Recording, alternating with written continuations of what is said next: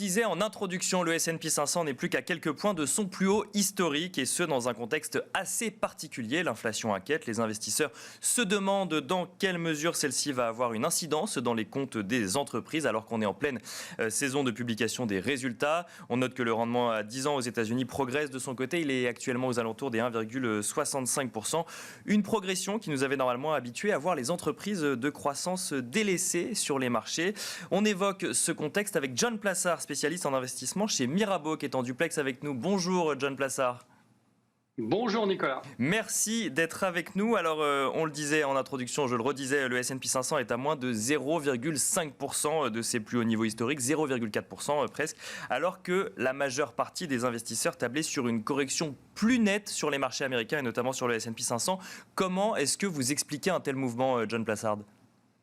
D'abord, on peut dire que ça avait été un espèce de vent de panique chez les investisseurs parce qu'on avait cassé cette fameuse moyenne mobile des 50 jours, vous savez, qu'on suivait depuis plus d'une année et qui avait été cassée. On avait même vu cette moyenne mobile des 100 jours être cassée. Et donc, de plus en plus de sondages nous laissaient penser que, on allait baisser plus. Et comme vous savez, d'un point de vue contrariant, lorsque les investisseurs sont négatifs ou positifs, inversement, c'est le contraire qui arrive et c'est exactement ce qui est en train d'arriver ici. On a des très bons résultats d'entreprise, vous l'avez dit avant. On est toujours dans une période où les banques centrales et la banque centrale, la Fed, continuent à racheter des achats d'actifs. On parle de la fin du début de la fin de ces rachats d'actifs, mais aujourd'hui, elle est toujours en train de racheter ces achats d'actifs. On a la flexibilité des banques centrales. On nous a expliqué que si ça allait plus mal pour une raison XY, la Réserve fédérale américaine pouvait être extrêmement flexible et pourquoi pas arrêter la baisse des rachats d'actifs. Donc ça, c'est très important. Et puis aussi, une chose qu'il ne faut pas oublier, c'est qu'on est quand même dans une crise sanitaire où il y a un retour à la normale qui est en train de se faire. On a eu ce matin, par exemple, une nouvelle concernant l'Allemagne où apparemment à partir du 25 novembre prochain, tout ce qui avait été mis en place début mars 2020 concernant le Covid, devrait être arrêté et on devrait recommencer, les Allemands, commencer à retrouver une vie plus ou moins normale. Donc ça va dynamiser aussi plusieurs secteurs. Donc ici, on est dans une situation où on ne voit pas réellement de panique, mis à part la volonté des investisseurs de voir ce marché un peu plus baisser. Mais alors, c'est amusant de constater ça, John Plassard, alors que justement on parle de tapering, on parle de l'Allemagne qui arrêterait effectivement ce qu'elle a mis en place vis-à-vis donc de la pandémie. C'est des sujets qui, il y a encore quelques mois, étaient de nature à faire paniquer les marchés. Là, au contraire, ça vient alimenter un optimisme. Oui, tout à fait, mais je pense qu'en fait, il y a eu deux choses qui ont été faites. La première chose, c'est que les banques centrales ont très très bien communiqué, en tout cas la Banque centrale américaine, dans ce qui s'appelle la forward guidance, c'est-à-dire expliquer les mouvements qu'ils vont faire.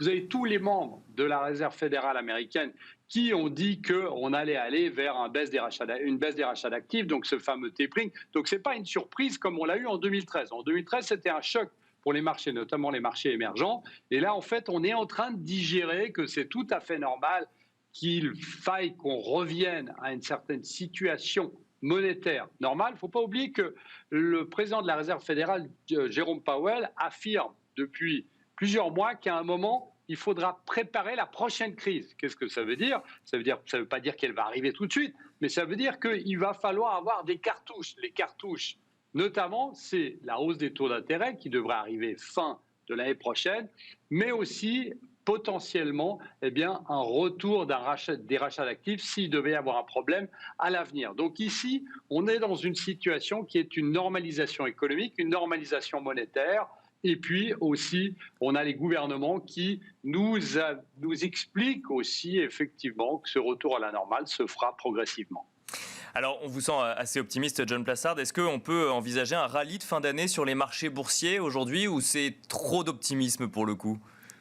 Non, je ne pense pas. Je pense qu'on peut continuer à monter sur ces marchés, notamment à cause et grâce à la période des rachats d'actions des entreprises, notamment des entreprises américaines. On estime qu'à la fin de l'année, c'est Goldman Sachs qui estime qu'à la fin de l'année, plus de 1 000 milliards de dollars de rachats d'actifs devraient être effectués par les entreprises américaines, ce qui serait un record.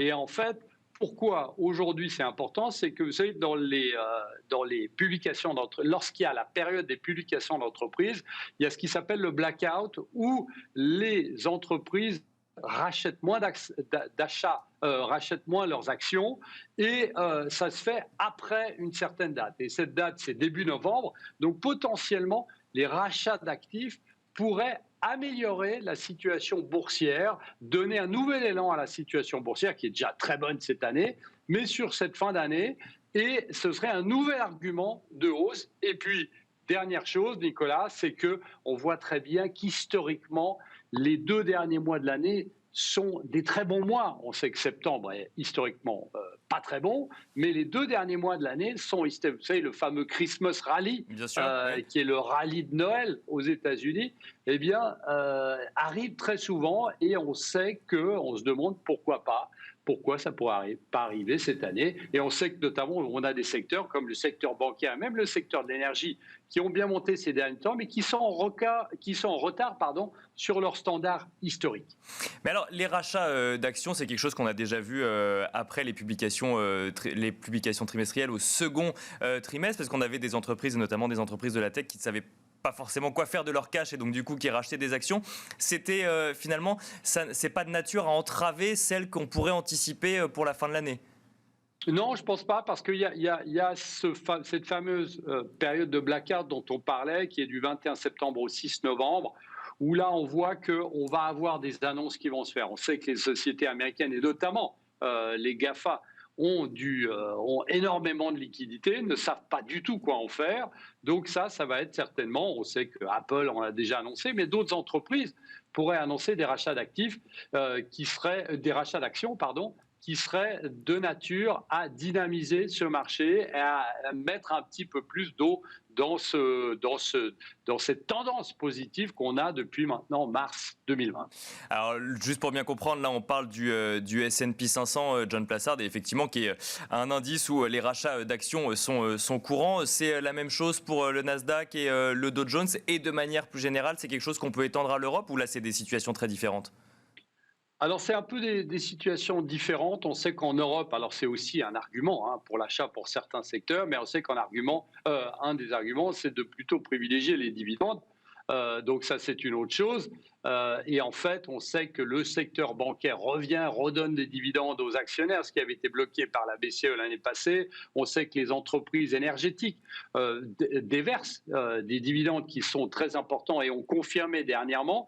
Donc je dirais que c'est plutôt à travers ce biais que ça se fait en Europe, au-delà du fait que, évidemment, vous avez aussi des entreprises qui rachètent leurs propres actions, mais c'est moins évident, je dirais, qu'aux États-Unis.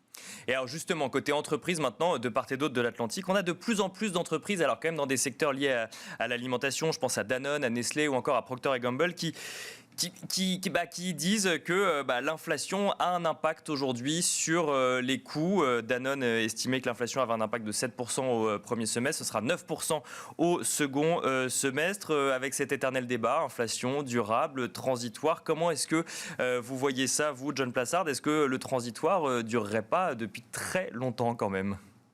Vous avez tout à fait raison, Nicolas. On est dans une situation, vous avez cité Procter & Gamble, Nestlé et Danone, mais on peut aussi citer Nike, celui qui fait des chaussures, qui nous a dit il y a 3 semaines que ses prix avaient augmenté de 20%. Globalement. Donc on voit ici qu'on n'est pas simplement dans une base de comparaison, parce qu'on sait que les prix augmentent, on sait qu'on est aujourd'hui pour les entreprises sur un niveau où elles doivent choisir si elles baissent leurs marges ou si elles les répercutent sur le consommateur final, ce qui s'appelle l'effet de second tour, et notamment les entreprises chimiques le font beaucoup après 12 à 14 mois après que vous ayez les prix de l'énergie, comme le pétrole par exemple, qui montent. Donc on est dans une situation très compliquée ici. Et aussi, ce qu'il faut rappeler, c'est qu'au-delà de la hausse du coût des matières premières, on a ce fameux goulet d'étranglement, ou goulot d'étranglement chinois qui ne va pas se tarir tout de suite. Donc on est ici sur des prix du fret qui montent, sur des prix des conteneurs qui montent, et sur plein de prix qui montent et qui n'ont pas réellement quelque chose à voir avec les matières premières. Donc effectivement, on est dans une situation où, j'appelle ça depuis longtemps le transitoire qui dure, parce qu'il faut rappeler qu'en début d'année, la Fed nous disait lorsqu'on lui posait la question à savoir quand est-ce que ça va se terminer, ce transitoire, elle nous disait 6 à 9 mois, et on y est aujourd'hui. Et ça continue, et on nous dit que c'est jusqu'à l'année prochaine que ces prix devraient continuer à monter. Donc, c'est plus tellement du transitoire, et effectivement, ça fait débat. On va regarder, il y a certaines statistiques qui vont sortir ces prochaines semaines, donc on pourra reparler sur le nombre de fois que les entreprises américaines, lors de la publication de leurs résultats, citent le mot inflation. Et ça, c'est très important parce que c'est une question réelle qu'il y a aujourd'hui sur les marges des entreprises. Et alors, il y a un dernier sujet que je trouve intéressant d'aborder avec vous, John Plassard, c'est la succession de Jérôme Powell à la tête de la Fed. Ça devient de plus en plus problématique, hein. Bon, il y avait effectivement Joe Biden, l'aile gauche des démocrates, en tout cas, qui faisait pression justement pour que ce ne soit pas Jérôme Powell. On met aussi en avant dans la presse de manière assez régulière ce qu'on pourrait appeler un délit d'initié, même s'il n'y a pas de délit puisque c'est légal, mais on peut se poser la question de si c'est moral d'agir sur les marchés alors qu'on a une voix qui a une incidence sur les marchés. Qu'est-ce que vous pensez, vous, de cette situation, John Plassard ? C'est une situation extrêmement compliquée, vous l'avez dit, il n'y a pas qu'un schéma ici, il y a le fait que vous avez 2 membres de la Fed qui ont démissionné, que Jérôme Powell a vendu des actions, mais ça aurait été tout à fait officiel. On est dans une situation ici où on a ce côté où on se pose des questions sur les membres de la Fed. Et de l'autre côté, vous avez, comme vous l'avez dit, les démocrates assez radicaux, je dirais, de la réserve et du gouvernement américain qui poussent pour que ce soit quelqu'un qui soit plutôt d'une minorité, entre guillemets, puisqu'ils voudraient plus une femme, par exemple, comme Lael Brainard, qui est une femme extrêmement compétente, mais qui prenne la place de Jérôme Powell. Et je vous rappelle que ça va être décidé dans les semaines qui suivent. Ça peut être très important. Parce qu'on sait que Jérôme Powell est quelqu'un qui est très accroché à Wall Street. C'est un républicain, alors que Lael Brainard est une démocrate. Et donc ici, il est possible que si le poste de Jérôme Powell ne devait pas être reconduit, ça ait une incidence sur les marchés et qu'on puisse avoir beaucoup de pression là-dessus. Alors, on sait que la secrétaire du Trésor, Janet Yellen, est une fervente admiratrice de Jérôme Powell, mais on va voir ici qui sont les voix dissonantes au sein du gouvernement, si c'est plutôt l'extrême démocrate, les extrêmes dans les démocrates qui décident, ou si c'est effectivement Janet Yellen. Et c'est une question qu'il va falloir suivre parce que, comme je le disais avant, ça va être déterminé dans les prochaines semaines. Merci beaucoup, John Plassard, de nous avoir éclairé sur la situation de marché actuelle. John Plassard, je rappelle que vous êtes spécialiste en investissement chez Mirabaud. Quant à nous, on se retrouve tout de suite dans la deuxième partie de Smart Bourse.